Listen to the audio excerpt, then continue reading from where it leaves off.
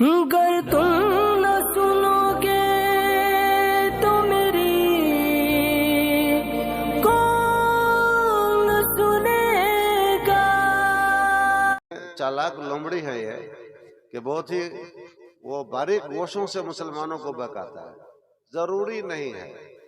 حالانکہ اس ظالم کو معلوم ہے کہ بہت ساری باتیں ضروری نہیں ہیں، مگر وہ انسان کرتا ہے اور بڑے شوق سے کرتا ہے۔ وہ بھی کرتا ہے غیر ضروری باتیں، تو وہ بھی کرتا ہے، لیکن وہ ایک لفظ بولے گا کہ ضروری نہیں ہے۔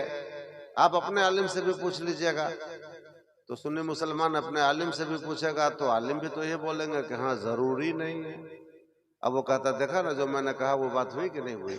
اس طرح سے میلاد النبی سے بہکانے کا یہ ناپاک کام کرتے رہتے ہیں۔ حالانکہ ایک حساب سے دیکھا جائے تو میلاد النبی ہونا اتنا ضروری ہے جتنا ضروری ایک انسان کو زندہ رہنے کے لیے اس کے بدن میں روح ضروری ہے۔ کیونکہ میلاد النبی کی برکت سے ہم نے نبی کی زندگی کو جانا، ہم نے اپنے آقا کی زندگی کو جانا، ہم نے ان کی صبح و شام کو جانا، ہم نے ان کے احوال و اطوار کو جانا، ہم نے ان کی سیرت کو جانا، ہم نے ان کی صورت کو جانا، ہم نے ان کے کردار و عمل کو جانا۔ انہی کی میلاد النبی کی برکت سے ہم نے صاحب شریعت کی زندگی کا ایک ایک لمحہ سمجھا، اور ان کی زندگی سمجھنے کا مطلب یہ ہوا کہ ہم نے شریعت سمجھا، ہم نے دین سمجھا، ہم نے اسلام سمجھا، ہم نے مصطفیٰ کو سمجھا، مصطفیٰ کے توسل سے ہم نے خدا کو سمجھا۔ تو میلاد النبی ضروری ہے، اس سے برکتیں آتی ہیں اور مسلمانوں کو اپنے پیغمبر کی جیونی سننے کا حسین موقع ملتا ہے۔ کون نہیں چاہتا کہ میرے سامنے میرے محبوب کی باتیں کی جائے؟ کوئی دنیا میں ایسا محب، ایسا عاشق، ایسا طالب، ایسا دیوانہ جو یہ کہے کہ مجھے اپنے محبوب کا ذکر نہ چاہیے؟ ایسا کوئی نہیں ملے گا نا۔ تو ظاہر بات ہے سنی مسلمان یقینی طور پر عمل میں بھلے پیچھے ہو، مگر حضور علیہ السلام کی شان میں، ان کی عظمت میں، ان کی محبت میں ذرہ برابر بھی کوتاہی کو برداشت نہیں کرتا ہے۔ تو سنی مسلمان اپنے محبوب کا ذکر سننا چاہتا ہے، ان کی باتیں سننا چاہتا، ان کی زلفوں کو سمجھنا چاہتا، ان کے قدم کو سمجھنا چاہتا، ان کی آنکھوں کو سمجھنا چاہتا، ان کے سراپا کو سمجھنا چاہتا۔ اور یہ سمجھنے کا حسین موقع میلاد النبی سے ملتا ہے، اس لیے میلاد النبی ہونا ہی چاہیے، اور ہمیشہ سے ہوتا آیا ہے۔ ایک شاعر نے بڑا اچھا کہا، مصطفیٰ کی ولادت کا چرچا، مصطفیٰ کی ولادت کا چرچا، ہوتا آیا ہے ہوتا رہے گا۔ مصطفیٰ کی ولادت کا چرچا ہوتا آیا ہے ہوتا رہے گا۔ بزم سرور پہ ابلیس رویا، ساری دنیا خوشیاں منا رہی تھی، ابلیس بہودہ رو رہا تھا۔ تو بزم سرور پہ ابلیس رویا، روتا آیا ہے روتا رہے گا۔ تو حضور کی میلاد پر دیوان گانے مصطفیٰ مسکراتے ہیں، خوشیاں مناتے ہیں۔ جو جلن رکھتا ہے، چبھن رکھتا ہے، چڑھ رکھتا ہے، اسی کو طرح طرح سے بہانے وہ تلاشتا ہے کہ میلاد النبی نہ کرنا پڑے، اور جو کرتا ہے وہ بھی نہ کرے۔ اگربتی سنی مسلمان جلاتا ہے، کلیجہ ان کا جلتا ہے، خرچہ سنی مسلمان کرتا ہے اور دماغ ان کا جلتا ہے۔ تو یہ بغض ہے، حسد ہے، کینہ ہے، جھوٹ کا وہ دعویٰ کرتے ہیں کہ ہمیں بھی مصطفیٰ سے محبت ہے۔ مصطفیٰ جان رحمت صلی اللہ علیہ وسلم سے سچی محبت کرنے والا ان کی میلاد سے بھلا کیسے چڑھے گا؟ ان کی میلاد سے بھلا کیسے چڑھے گا؟ اس کے باپ کا سالانہ منائیے تو بڑا خوش ہو جائے گا، اور رسول پاک کا منائیے تو بہت تکلیف میں ہو جاتا ہے۔ یہ تو معیار ہے، کسوٹی ہے، پیمانہ ہے، ترازو ہے ناپنے کے لیے۔ تو خوش بخت ہیں وہ لوگ جو حضور کی میلاد مناتے ہیں۔ اس لیے میں نے کہا کہ سب سے پہلے میں مبارکباد کے گلدستے پیش کرتا ہوں جناب محترم رحمت اللہ صاحب کو، جنہوں نے اپنے بیٹے کی شادی خانہ آبادی کے موقع پر حضور کی میلاد کی محفل کا اہتمام کیا، اور ان کے والد محترم حاجی مطیع الرحمن صاحب کو کہ ان کے سارے بچے ماشاءاللہ میلادی مسلمان ہیں، کوئی بھی ان کا بچہ میلادی مسلمان سے الگ نہیں ہے۔ تو میلادی مسلمان ہونا یہ بڑے فخر کی بات ہے، ٹھیک ہے نا عطاء الرحمن صاحب؟ میلادی مسلمان ہونا فخر کی بات ہے، اللہ کا کرم ہے کہ ہمیں سنی مسلمان بنایا۔ سنیے، شادی کی محفل ہے، تقریر کا ٹائم تو نہیں ہے، لیکن آپ لوگوں کو دیکھتا ہوں کہ کافی اچھا خاصا مجمع ہو گیا۔ 10 منٹ باقی ہے، میرے خیال سے 10-12 منٹ باقی ہے 8:30 بجنے میں، اور 8:30 بجے تک کا تخمینہ ہم لوگوں کا بھی ہے کہ ختم کر دیا جائے۔ بازاری زمین ہے، بازاری لوگ ہیں، آپ رات میں جاگنا، پھر دن میں کاروبار میں جانا، دکانداری کرنا، یہ ساری باتیں ہیں، اس لیے زیادہ کرنا بھی بہت مشکل ہے۔ چند باتیں شادی کے حوالے سے آپ ذہن فکر حاضر رکھیے اور سماعت فرمائیے۔ شادی آقا صلی اللہ علیہ وسلم کی سنت ہے، اور شادی سے انسانی معاشرے کی تکمیل ہوتی ہے، انسانی معاشرے کی ترکیب ہوتی ہے، شادی سے خاندانی منصوبہ بندی ہوتی ہے۔ شاید زبان گاڑھی پڑ رہی ہے، بات سمجھ میں نہیں آ رہی ہے، تھوڑا ہلکا کرتا ہوں۔ شادی سے خاندان آباد ہوتا ہے، رشتہ داریوں کا جال پھیلتا ہے، تعلقات کے تانے بانے دور تک جاتے ہیں۔ یہ شادی کی پہلی برکت ہے کہ جو خاندان آپ سے اجنبی تھا، آج لڑکا، ایک خاندان کا لڑکا، ایک خاندان کی لڑکی، قاضی صاحب نے لڑکی سے جا کے کہا فلاں کا لڑکا اتنا دین مہر میں نے تمہیں اس کے نکاح میں دیا، قبول کیا؟ وہ کہتی ہے ہاں۔ پھر مجلس نکاح میں اگر قاضی صاحب لڑکا سے کہتے ہیں فلاں کی لڑکی فلاں نام کی اتنا دین مہر میں نے تمہارے نکاح میں دیا، تم نے قبول کیا؟ جسی لمحہ، جسی منٹ میں، جس سیکنڈ میں لڑکا کی زبان سے خالی اتنا نکل گیا ہاں میں نے قبول کیا، اس لفظ قبول کیا میں وہ طاقت آ گئی، اس لفظ قبول کیا میں اتنی گہرائی آ گئی کہ دو اجنبی خاندان کو اس نے ایک دوسرے کے قریب کر دیا، دو اجنبی خاندان کو ملا دیا۔ کل تک کوئی رشتہ نہ تھا، کل تک تو بڑی بات ہے، 1 منٹ تک کوئی رشتہ نہیں تھا، اور جیسے اس کی زبان سے نکل گیا قبول ہے، تو الحمدللہ اس لفظ قبول ہے نے ایسا فیضان ڈالا کہ دو اجنبی لوگ ایک بن گئے، دو اجنبی خاندان ایک خاندان کا غم گسار، ہمدرد اور ایک دوسرے کا چاہنے والا، خیر طلب، خیر اندیش، شبھ چنتک بن گیا۔ اب اس خاندان میں کوئی بیمار پڑتا ہے، ادھر بیمار پڑتا ہے، اس خاندان میں کوئی بیمار پڑا، تکلیف یہاں محسوس کی گئی، کانٹا ادھر چبھا، چبھن ادھر محسوس کی گئی۔ یہ شادی کی برکت ہے کہ دو اجنبی خاندانوں کو جوڑ کے رکھ دیا، اور جب خاندان سے مل جاتا ہے تو پھر اولاد کا سلسلہ بنتا ہے، سلسلہ تناسل چلتا ہے، اولاد کا سلسلہ چلتا ہے، پھر وہ خاندانی منصوبہ بندی آگے بڑھتی ہے، آباد ہوتا ہے محلہ، آباد ہوتا ہے خاندان، اور پھر یہ کون؟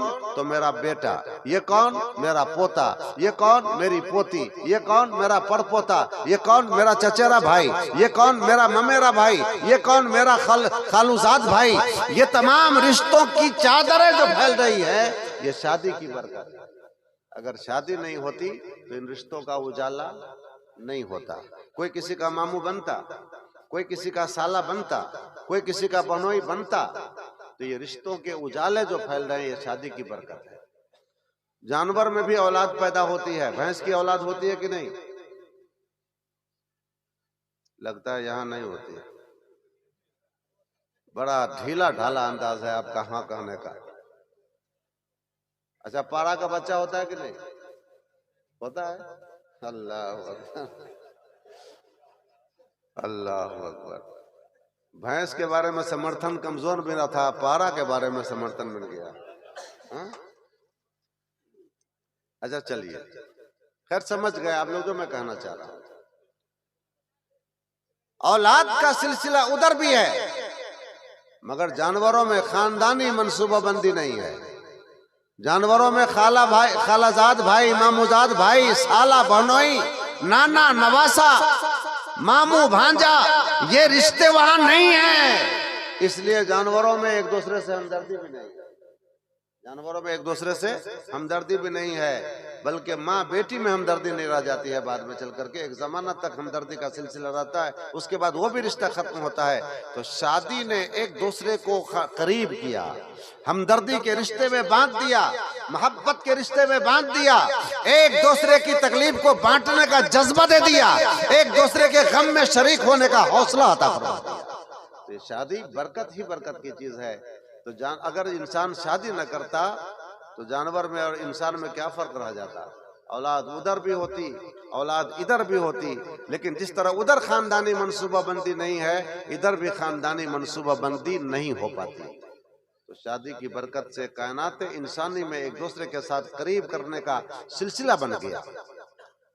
اور یہ شادی آقا علیہ السلام نے اس کو اپنی سنت قرار دیا. اپنی سنت کا مطلب کہ میرا طریقہ ہے. اور ظاہر بات ہے بڑوں کا طریقہ تو بڑوں کا ہوتا ہے نا. بڑا جو کام کر لے چھوٹوں کے لیے وہ قابل نقل بن جاتا ہے. یہ لوگ جو چمپئن لوگ ہیں عالمی سطح پر، ورلڈ لیول پر، اگر کسی مشروب کو پی لے تو اس کے دیوانے اس کو پینے لگ جاتے ہیں. مشروب نہیں سمجھا آپ نے؟ کوکو کولا، فینٹا، اور کیا ہے، سلائس، اور کیا کیا سب ہے. میں تو پیتا نہیں، آپ لوگ پیتے ہوں گے. لیکن اس کی مارکیٹنگ بھی کب چمکتی ہے؟ جب کوئی چمپئن، عالمی چمپئن، چاہے وہ کتنا بڑا حیوان کیوں نہ ہو، عالمی چمپئن ہونا چاہیے اس کو. اس نے اپنے ہونٹ سے لگا لیا، اپنے میز پر سجا دیا، اپنے ہاتھ میں رکھ لیا. اب اس کو کمپنی کی تو بس جے وجے ہو جاتی ہے کہ فلاں صاحب نے پیا ہے اس کو. چاہے وہ لباس اتار کے بڑے گدھے اور کتے کی نقل کرنے میں اتنے مست ہوتے ہو، تو نقل کرو اس مدینہ کے مصطفیٰ کی کہ جس کی نقل میں خدا کی رضا ہے. نقل کرو اس مدینہ کے مصطفیٰ کی کہ جس کی ادا میں مصطفیٰ، جس کی ادا میں رب کی رضا ہے. جو وہ چال چل دے وہ محبوب ہو جائے، جو وہ بات کہہ دے وہ رب کو محبوب ہو جائے، اور جو طرز زندگی اپنا لے وہ رب کا محبوب بن جائے. ان کی ادا میں رب کی رضا چھپی ہے. اس مدینہ والے مصطفیٰ کی نقل اتارو. وہ عالمی چمپئن جس کی زندگی پتہ نہیں انسان میں کتا میں کتنا فرق ہے، تھوڑا سا فرق ہوتا ہے، اس سے جا کے مل جا رہی ہے. تم اس کی زندگی کو اپنے لیے آئیڈیل بناتے ہو، اس کی پسند کو اپنی پسند بناتے ہو. تو ذرا پسند بنا کے دیکھو اس مصطفیٰ کی پسند کو اپنی پسند، کہ جس کی پسند کو رب نے اپنی پسند قرار دیا. قرآن عظیم میں آیا لَقَدْ كَانَ لَكُمْ فی رسول اللہ اسوۃ حسنہ. اے میرے بندو، تمہارے لیے میرے مصطفیٰ کی ذات میں بہترین نمونہ عمل ہے. تم کسی اور کو للچائی نظر سے مت دیکھو، تم کسی اور کی نقل مت اتارو. تیری نقل کے لیے، پوری کائنات انسانی کی نقل کے لیے ہم نے ایک ذات کو بھیج دیا ہے. سبحان اللہ. اچھا تقریر میں نذرانہ، یہ تو بردی بانس کا نمونہ ہو گیا. ورنہ لوگ سمجھتے ہیں کہ نعت پڑھنے میں نذرانہ دینے میں ثواب ملتا ہے، تقریر کرنے میں نذرانہ دینے میں ثواب نہیں ملتا ہے. اچھا محبت میں، مصطفیٰ کی محبت میں بہت اچھا سدھارا آپ نے بڑا اچھا کنٹرول کیا. سبحان اللہ. مطلب ان کا بھی وہی تھا لیکن کھلا نہیں تھا، اس کو آپ نے کھول دیا. سبحان اللہ. اچھا چلے توجہ رکھیں، یہ ذرا بس ہنسنے ہنسانے کی بات چلی آتی ہے تاکہ آپ سو نہ پائیں. لَقَدْ كَانَ لَكُمْ فِي رَسُولِ اللَّهِ أُسْوَةٌ حَسَنَةٌ. یقیناً تمہارے لیے رسول اللہ کی ذات میں بہترین نمونہ عمل ہے. گویا کہ پروردگار ہمیں پیغام دیتا ہے، میرے بندو، میرے نام لیواؤ، میری توحید کے پرستارو، میرے محبوب کا دامن تھامنے والو، اپنے آپ کو مومن کہنے والو، سنو سنو، تمہارے لیے نقل کرنے کے لیے، تمہارے لیے آئیڈیل بنا کر کے میں نے اپنے محبوب آمنہ کے لال کو تیرے اندر بھیج دیا۔ اب نقل اتارنا تو ان کی اتارنا، چلنا چال لینا تو ان سے لینا، قانون لینا تو ان سے لینا، چلنے کا ڈھنگ لینا تو ان سے لینا، بولنے کا شوق لینا تو ان سے لینا، پہننے کا باقپن لینا تو میرے مصطفیٰ سے لینا۔ ارے ان کی نقل کرتے چلے جاؤ گے، تیرا ایمان نکھرتا چلا جائے گا۔ ان کی نقل کرتے چلے جاؤ گے، تیرا ایمان سنورتا چلا جائے گا۔ مصطفیٰ جان رحمت صلی اللہ تعالیٰ علیہ وسلم کی ادا میں رب کی رضا ہے۔ ساری دنیا خدا کو راضی کرنا چاہتی ہے، غلط ہے کہ صحیح؟ آپ لوگ میلاد شریف میں آئے ہیں کیا سوچ کر کہ ہماری اس ادا کو خدا پسند کر لے؟ نماز پڑھنے جاتے ہیں کیا سوچ کر کہ خدا ہماری اس نماز کو قبول کر لے؟ تو ساری دنیا، عالم ہو، غیر عالم ہو، مفتی ہو، محقق ہو، مفسر ہو، ساری دنیا کا مسلمان اپنے رب کو منانا چاہتا ہے، اور مصطفیٰ اور خدا، ساری دنیا کا مسلمان اپنے خدا کو منانا چاہتا، اور خدا اپنے مصطفیٰ کو منانا چاہتا ہے۔ سبحان اللہ۔ امام اہل سنت، امام عشق و محبت نے بڑے پیارے انداز میں اس کو پیش کیا ہے۔ وہ کہتے ہیں، رضائے خدا چاہتے ہیں دو عالم، رضائے خدا چاہتے ہیں دو عالم، خدا چاہتا ہے، خدا چاہتا ہے رضائے محمد، زہ عزت و اعتلاء محمد۔ تو ان کی نقل کرنے میں بھلائی ہے، دارین کی بھلائی ہے، خدا کی رضا ہے۔ آج کل لڑکا لوگوں کو دیکھیے گا، عجیب غریب لباس پہنتا ہے، خرید کر لائے گا دکان سے اٹھیونا پہ پھٹا ہوا، خرید کے لائے گا اٹھیونا پہ پھٹا ہوا۔ یہ کہاں ایسا لایا ہے؟ پہلے تو لوگ مجبوری میں ایسا پہنتے تھے، طاقت ہے، اسٹائل ہے، آج کل کی نقل ہے۔ کچھ لڑکوں کو دیکھیے گا پورا چہرہ صاف، نہ داڑھی نہ مونچھ، اور نیچے والے ہونٹ کے نیچے 10 20 25 50 بال رکھ لیتا ہے بندر کی طرح۔ پوچھے گا یہ کیا ہے؟ کہے گا یہ عامر خان کی نقل ہے، یعنی بس جو وہ کر لے، یہ پاگل ویسا کرتے ہیں۔ کہیں ایسا نہ ہو کہ جس دن ننگا ہو جائے وہ پردے پہ، تو یہ قوم بھی ننگی ہونے شروع ہو جائے گی۔ دوستو، تیری نقل کے لیے یہ بمبئی کا عامر خان، شاہ رخ خان، دیگر شیطان نہیں آیا تھا، تیری نقل کے لیے مدینے کا سلطان آیا تھا، احمد مختار آیا تھا، کونین کا تاجدار آیا تھا، محبوب رب غفار آیا تھا، محبوب رب المشرقین آیا تھا، جد الحسن والحسین آیا تھا۔ نقل تمہیں ان کی کرنی چاہیے، ادا ان کی اپنانی چاہیے، ان کی ادا اپناؤ گے، خدا کی بندوں کی نظر میں بھی محبوب بنتے چلے جاؤ گے۔ حضور چلتے تھے، اپنی چال سے کسی کو تکلیف نہیں دیتے تھے، بولتے تھے تو محبت کے پھول جھڑا کرتے تھے۔ کھانا دیکھو اتنا سادہ کہ غریب سے غریب انسان بھی اگر حضور کا کھانا کھانا چاہے، کوئی مجبوری نہیں آئے گی، آرام سے حضور کے طرز کا کھانا کھا سکتا ہے۔ جو کی روٹی کون نہیں کھا سکتا؟ سوکھی روٹی کون نہیں کھا سکتا؟ کون نہیں کھا سکتا بھائی؟ حضور نے تو اپنی زندگی کو اتنی نچلی سطح پر رکھ دیا کہ غریب سے غریب، مفلس سے مفلس قلانچ انسان بھی اگر حضور کی سنت کے مطابق کھانا چاہے، بستر چاہے، تو ویسا بستر استعمال کر سکتا ہے، ویسا کھانا استعمال کر سکتا ہے۔ حضور علیہ السلام نے شادی بھی کیا، اپنی بھی کیا، اپنی بیٹیوں کی بھی کیا، کتنا نرالا انداز تھا۔ حضور علیہ السلام کی کتنی شادی ہوئی پتہ ہے؟ حضور علیہ السلام کی کتنی شادی ہوئی پتہ ہے؟ 11۔ اچھا وکیل صاحب بول دے، اللہ کا شکر ہے 11 بھی تو بولا۔ ایک آدمی تو بولا دیکھیے 11 کی بھی روایت ہے، 12 کی بھی روایت ہے، 13 کی بھی روایت ہے اور 9 کی بھی روایت ہے. ٹھیک ہے دھیرے دھیرے آتے رہو. تو حضور علیہ السلام نے بھی شادی کیا. اب کوئی آدمی کہے کہ آپ کے پیغمبر کو لڑکیوں کی بڑی چاہت تھی تبھی تو اتنی شادی کی، کیا جواب دیجیے گا؟ جواب ہے آپ کے پاس.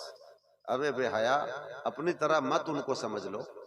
المرء یقیس علی نفسہ، آدمی ہر ایک کو اپنے اوپر سوچتا ہے، اپنے اوپر ان کو مت سوچو. ان کی شادی کا مقصد دیکھو گے دماغ چکرا جائے گا. چکرا نہیں جائے گا بلکہ تیرے دل کی کھڑکی روشن ہو جائے گی. حضور علیہ السلام کی شادی کے مقاصد بڑے بڑے اونچے تھے. اس مقصد سے حضور نے کبھی نہ شادی کی جس مقصد سے آج کا جوان شادی کرتا ہے. حضور علیہ السلام کے اگر وہ مقصد ہوتا جو مقصد آج کے جوانوں کا ہوتا ہے تو پہلی شادی میرے سرکار کنواری سے کرتے، کنواری سے کرتے، غیر شادی شدہ سے کرتے. مگر ساری دنیا جانتی ہے، سارا مسلمان جانتا ہے کہ حضور علیہ السلام نے پہلی شادی کیا تو 40 سالہ بدھوا ام المؤمنین حضرت مائی خدیجہ رضی اللہ تعالی عنہا، 40 سالہ بدھوا. اور میرے سرکار کی عمر اس ٹائم میں کتنی تھی؟ 25 سال تھی. 25 سال کا وہ شباب، وہ شباب رانا، وہ جوانی، 25 سال کا وہ شباب رانا میرے مصطفیٰ کا، ایسا نوجوان کہ جس کی جوانی کا جواب نہیں، جس کے حسن کا جواب نہیں، جن کے خوب روئی کا جواب نہیں، جن کے جمال کا جواب نہیں، جن کے طلبے کا جواب نہیں. جلوہ کی بات چھوڑ، اتنا خوبصورت نوجوان ہزار مجمع خوباں میں ماہرو ہوگا. نگاہ جس پہ ٹھہر جائے وہی تو ہوگا. نگاہ برق نہیں، چہرہ آفتاب نہیں، وہ آدمی ہے مگر دیکھنے کتاب نہیں. کب کہیے گا سبحان اللہ؟ ارے حضور کا حسن بیان ہو رہا ہے، حضور کی خوبصورتی بیان ہو رہی ہے، اب بھی سبحان اللہ نہیں کہیں گے آپ؟ اللہ اکبر. آگے میرے موبائل پہ SMS کر دیجیے گا میرے جنک پور جانے کے بعد، یہیں پہ بول دیجیے سبحان اللہ. حضور کے حسن کا یہ عالم ہے. حضرت عائشہ فرماتی ہیں کہ میں سوئی تلاش رہی تھی، گم ہو گئی تھی، اندھیری رات تھی، گھر کے اندر سوئی نہیں مل رہی تھی، لائن بتی کا وہ زمانہ تو تھا نہیں. اتنے میں حضور علیہ السلام آئے، فرمانے لگے کیا کر رہی ہو؟ کہنے لگی سوئی تلاشتی ہوں. حضور نے مسکرا دیا. اللہ اکبر. مسکرانا تھا کہ اتنی روشنی پھوٹی کہ سوزنیں گم شدہ ملتی ہے تبسم سے تیرے، شام کو صبح بناتا ہے اجالا تیرا. حضور نے مسکرا دیا، گھر روشن ہو گیا اور وہ گمشدہ سوئی مل گئی. حضور کے چہرے کے حسن کا یہ عالم ہے. حضرت جابر فرماتے ہیں لال دھاری دار چادر اوڑھے میرے مصطفیٰ سو رہے تھے، چاندنی چھٹک رہی تھی، دودھ میں نہائی ہوئی چاندنی سے پوری کائنات منور ہو رہی تھی. میں نے جب دیکھا اپنے آقا کو اس لال دھاری دار چادر میں لپٹے ہوئے، آپ کا رخ انور کھلا ہوا تھا، ایک نظر میں آفتاب کے آسمان کے چاند کو دیکھتا تھا، ایک نظر مدینہ کے مصطفیٰ کو دیکھتا تھا. میرے دل نے کہا کہ آسمان کے چاند سے زیادہ خوبصورت تو مدینے کا چاند ہے. حضرت ابو ہریرہ فرماتے ہیں کأن الشمس تجری فی وجہہ، ذرا محبت سے سبحان اللہ، سرکار کا حسن بیان ہو رہا ہے. حضرت ابو ہریرہ فرماتے ہیں، اور آج کے مولوی نہیں فرماتے ہیں، انہوں نے فرمایا جنہوں نے حضور کو صبح شام دیکھا، جنہوں نے حضور کو چلتے پھرتے دیکھا، کھاتے پیتے دیکھا، 24 گھنٹہ دیکھا، جنہوں نے حضور کے ساتھ زندگی گزاری، جنہوں نے حضور کے ساتھ صحبتیں اختیار کی، آپ کے ساتھ رہے، وہ کہتے ہیں کہ کأن الشمس تجری فی وجہہ، گویا کہ سورج آپ کے چہرے میں تیر رہا تھا. ایسے خوبصورت. حضرت یوسف علیہ السلام بھی خوبصورت تھے. کہا گیا ہے کہ دنیا میں جتنا حسن ہے، دنیا میں جتنا حسن ہے تو تمام حسن کو ایک جگہ کیا گیا تو آدھا حسن اللہ تعالیٰ نے حضرت یوسف کو دے دیا. ذرا پورا مجمع بولیے. سنے تھے کونوں جلسہ میں اس تقریر کو آپ کہ آدھا حسن حضرت یوسف کو دے دیا، اور آدھا حسن جو بچا، آدھی خوبصورتی جو بچی تو پوری دنیا میں خوبصورتی بانٹ دی گئی. آج کوئی کتنا بھی خوبصورت ہے نا تو وہی آدھے میں ہے، اور آدھی خوبصورتی اکیلے حضرت یوسف کو ملی. اب علماء کی توجہ، تب حضور کی خوبصورتی کدھر گئی؟ آدھا تو حضرت یوسف کو مل گیا، آدھے میں پوری دنیا، تو حضور کا کیا عالم؟ تو علماء فرماتے ہیں اس تقسیم اور بٹوارے میں حضور کے حسن کا کوئی دخل نہیں ہے. بانٹنے کے لیے حضرت یوسف کو اور باقی دنیا کو، لیکن محبوب کو بنایا تو ان کے حسن کو بانٹا نہیں کیا، تمام حسن و کمال ان کو عطا فرما دیا۔ اس لیے حضرت حسان رضی اللہ تعالیٰ عنہ حضور کے صحابی کہتے ہیں وَأَجْمَلَ مِنْكَ لَمْ تَرَ قَطُّ عَيْنِي وَأَحْسَنَ مِنْكَ لَمْ تَرَ قَطُّ عَيْنِي وَأَجْمَلَ مِنْكَ لَمْ تَلِدِ النِّسَاءُ۔ اے میرے آقا، آپ سے زیادہ حسن والا میری آنکھوں نے دیکھا ہی نہیں، آپ سے زیادہ حسن والا میری آنکھوں نے دیکھا ہی نہیں۔ وَأَجْمَلَ مِنْكَ لَمْ تَلِدِ النِّسَاءُ، اور آپ سے زیادہ حسن و جمال والا کسی ماں نے جنا ہی نہیں، جب کسی ماں نے جنا ہی نہیں تو میری آنکھوں نے دیکھا ہی نہیں۔ اور آگے کا شعر تو ایسا ہے کہ قلم توڑ دیا ہوا۔ آگے کیا فرماتے ہیں؟ خلقت مبرأ من کل عیب، اے میرے مصطفیٰ آپ ہر عیب سے پاک بنائے گئے، حسن میں جو کمی کر دے، حسن میں جو معیار حسن میں جو کمی کر دے، اس ہر کمی سے آپ مبرأ بنائے گئے۔ کأنک قد خلقت کما تشاء، گویا کہ آپ ایسے بنائے گئے جیسا آپ خود چاہتے تھے کہ میں ایسا بنایا جاؤں۔ گویا کہ حضور، گویا کہ اللہ تعالیٰ جب دست قدرت سے اپنے محبوب کو ڈھال رہا تھا تو حضور گویا کہ فرمائش کر رہے تھے کہ یا اللہ میری آنکھیں ایسی بنا دے، رب نے ویسی بنا دیا۔ میرے ہونٹ ایسے بنا دے، رب نے ویسے بنا دیا۔ میری مزگاں ایسے بنا دے، رب نے ویسے بنا دیا۔ میری پلکیں ایسی بنا دے، رب نے ویسے بنا دیا۔ جیسے جیسے حضور کی خواہش ہوتی رہی، رب ویسے ویسے اپنے محبوب کو بناتا چلا گیا۔ اتنا حسین و خوبصورت جوان، 25 سالہ جوانی کا عالم، 25 سال تو عین جوانی کا عالم ہوتا ہے نا؟ نہیں، عین جوانی کا عالم ہوتا ہے۔ اور پھر جوان بھی اتنا خوبرو، اتنا حسن و جمال کا مالک کہ چاند جن کے حسن سے حسن کی خیرات مانگے۔ چاند سے پیارا چہرہ ان کا،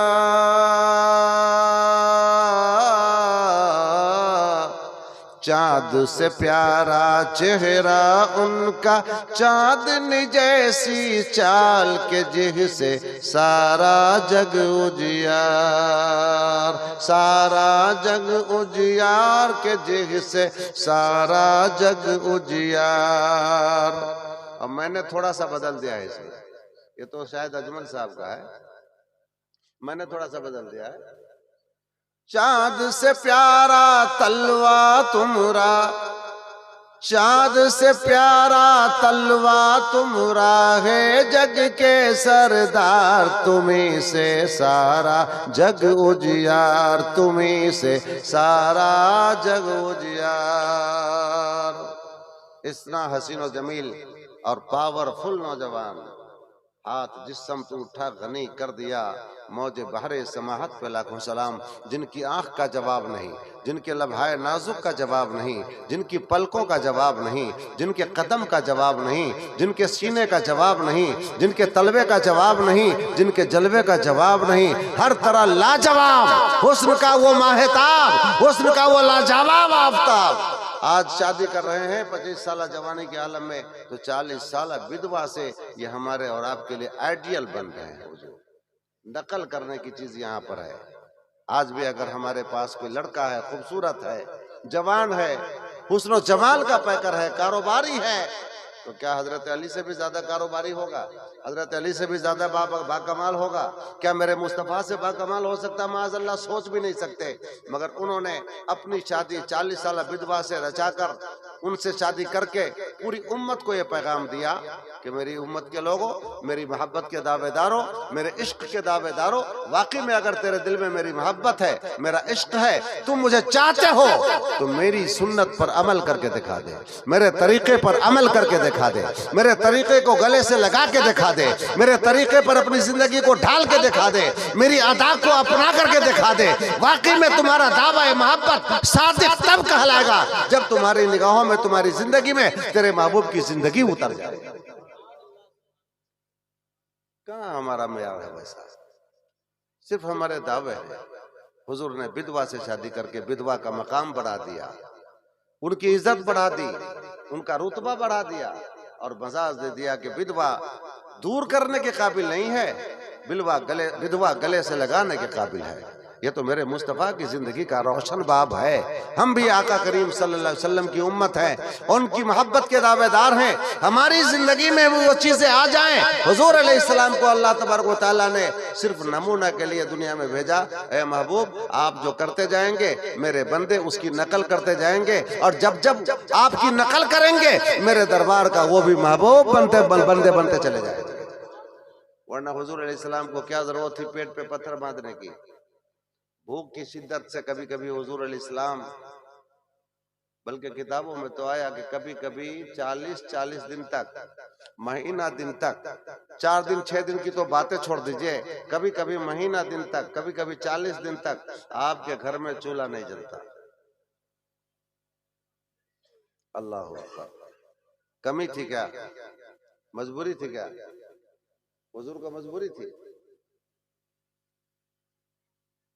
حضرت فاروق اعظم رضی اللہ تعالیٰ عنہ ایک مرتبہ حضور کی بارگاہ میں گئے۔ حضور چٹائی پہ سو رہے تھے۔ اچھا دیکھیں ٹائم دیکھیں زیادہ ہو گیا، مجھے خیال ہی نہیں رہا، ٹائم تھوڑا بڑھ گیا، میں نے جیسا چاہا تھا ویسا نہ ہو سکا۔ اچھا اس کو لے لوں جلدی میں۔ حضور علیہ السلام کی بارگاہ میں حضرت فاروق اعظم گئے۔ حضور چٹائی پہ سو رہے تھے، تو شک تکیہ کہاں،